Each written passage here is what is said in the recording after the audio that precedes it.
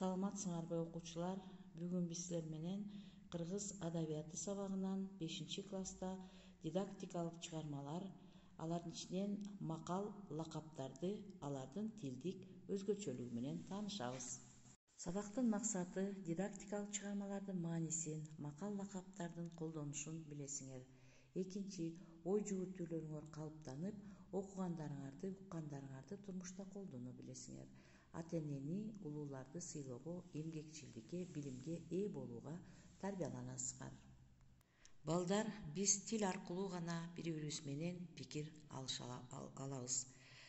Дидактика деген сөздүн мааниси грекчеден которгондо акыл-насаат берүүчү, таалим-тарбия үйрөтүүчү, курч сөздү, көлөмү чакан чыгармаларды айтабыз. Дидактикалык чыгармаларга санат насыят ырлары, макал лакаптар, табышмактар, калыптар кирет. Макал лакаптар адамдардын турмушунун тажрыйбасынын негизинде алынган. Алар уйкашкан, бир же бир нече сүйлөмдөн турат. Тарбиялоо максатында колдонулат. Лакаптар бир окуянын негизинде же болбосо адамдардын жүрүш-турушунан келип чыгат. Мында ойду угуп жаткан адам өзү чыгарат. Мисалы, сүткө оозу күйгөн айранды үйлөп ичет. Макал лакаптардын тематикасы ар түрдүү.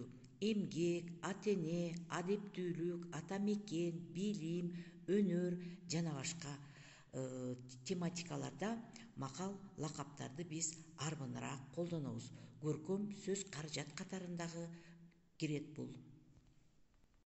Бушуктоо үчүн берилүүчү суроолор. Дидактика деген сөздүн мааниси. Эмне максатта макал лакаптарды чыгарышкан?